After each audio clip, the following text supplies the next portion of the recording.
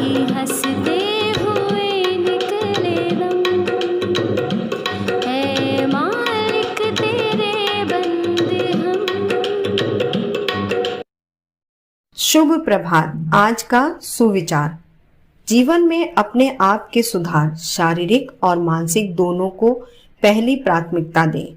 Make your own recovery physical and mental both the first priority in your life. इसका अर्थ यह है कि जब हम शारीरिक रूप से स्वस्थ होंगे तभी स्वयं के लिए और दूसरों के लिए कार्य कर पाएंगे। सभी जानते हैं कि स्वस्थ शरीर में स्वस्थ मस्तिष्क निवास करता है। स्वस्थ मस्तिष्क ही स्वस्थ परिवार बनाता है और परिवार का स्वास्थ्य समाज को समृद्ध बनाता है। समृद्ध समाज ही उन्नत भविष्य की नींव रखता है। धन्यवाद। गुड मॉर्निंग प्यारे बच्चों। टुडे वर्ड इज जू, ZOO। जू, जू का अर्थ होता है चिड़ियाघर। चिड़ियाघर वह स्थान होता है जहाँ पर विभिन्न प्रकार के पशु पक्षियों को देखने के लिए रखा जाता है। Thank you. गुड मॉर्निंग प्यारे बच्चों, चलिए देखते हैं आज की पहेली क्या है। आज की पहेली है, हरे पीले काले खट्टे मीठे रस से भरे, खाने में लगते बड़े ही स्वादिष्ट, कोई जानता है इनका नाम? एक बार फिर से सुनिए। हरे पीले काले खट्टे मीठे रस से भरे, खाने में लगते बड़े स्वादिष्ट, कोई जानता है इनका नाम? बूझो तो जाने। बच्चों सोचिए और सोचकर बताइए क्या हो सकता है इसका जवाब। बिल्कुल सही, इसका उत्तर है अंगूर। धन्यवाद। सुप्रभात बच्चों। आज की हिस्ट्री देखें। आज के इतिहास में क्या है। 1960 में आजी नेशनल डिफेंस कॉलेज की नई दिल्ली में स्थापना हुई। आज ही के दिन 2005 में फ्रांस में एयरबस निर्मित दुनिया की सबसे बड़े विमान A380 ने पहली परीक्षण उड़ान भरी। Thank you. Very good morning to everyone. अब वक्त है टुडेज स्पेशल का। आज का स्पेशल है नेशनल डिफेंस कॉलेज, राष्ट्रीय रक्षा महाविद्यालय। दिल्ली में स्थित राष्ट्रीय रक्षा महाविद्यालय भारतीय सेना के लिए उच्च शिक्षा का संस्थान है। इसमें 47 सप्ताह का एक पाठ्यक्रम है, जिसमें वरिष्ठ रक्षा अधिकारी एवं सिविल सेवाओं के वरिष्ठ अधिकारी और विभिन्न देशों के सैन्य अधिकारियों को यहाँ के प्राकृतिक संसाधन, आर्थिक, सामाजिक रहन सहन, संस्कृति, कामकाज आदि गतिविधियों से रूबरू करवाया जाता है, ताकि वे इन्हें नज़दीकी से देखें, परखें, समझें एवं भविष्य में देश के आर्थिक विकास हेतु इनका उपयोग हो। Thank you. सुप्रभात। आज की प्रश्नोत्तरी, भारत के भौगोलिक उपनाम। प्रश्न 1, राजस्थान का शिमला किसे कहा जाता है? इसका उत्तर है माउंट आबू। प्रश्न 2, कर्नाटक का रत्न किसे कहा जाता है? इसका उत्तर है मैसूर। प्रश्न 3, अरब सागर की रानी किसे कहा जाता है? इसका उत्तर है कोच्चि। प्रश्न 4, भारत का स्विट्जरलैंड किसे कहा जाता है? इसका उत्तर है कश्मीर। धन्यवाद। नमस्कार बच्चों, आज मैं आपके लिए लाई हूँ कविता जिसका शीर्षक है कबूतर। तो फिर गाओ मेरे साथ।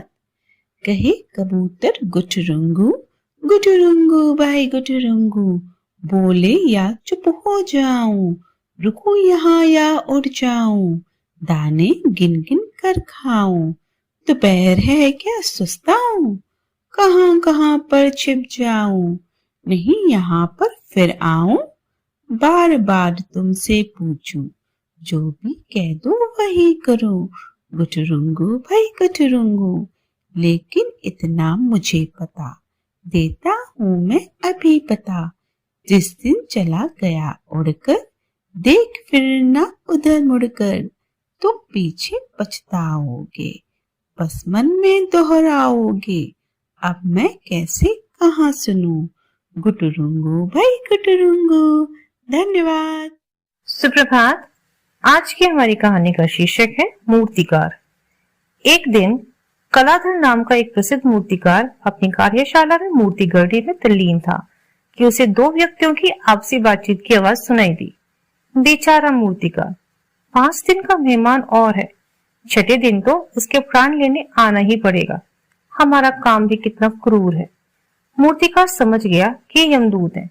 अब मौत का डर सबको होता ही है, सो उससे भी हुआ।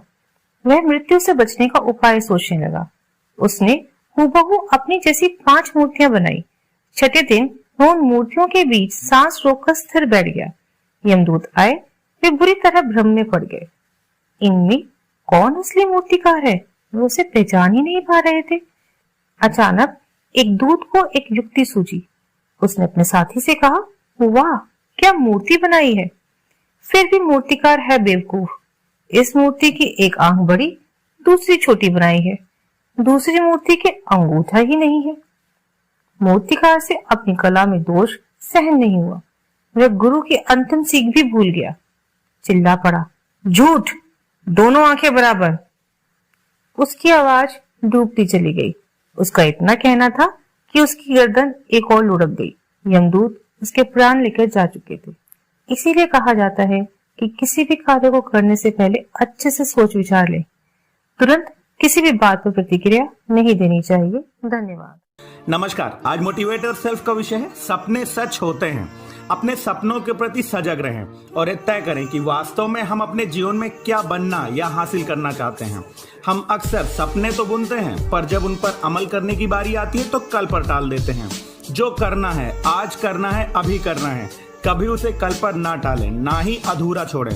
सही समय का इंतजार कभी ना करें, क्योंकि हम अपनी मेहनत से प्रत्येक क्षण को विशेष बना सकते हैं। दूसरों को सुनें, उनकी सलाह लें, लेकिन अंत में हमें क्या करना है ये हम खुद तय करें, ताकि उसकी पूरी जिम्मेदारी ले सकें। जरूरी नहीं कि हम अपनी पहली ही योजना में सफल हो जाएं, इसलिए मुख्य योजना के साथ साथ वैकल्पिक योजना पर भी कार्य करते रहें।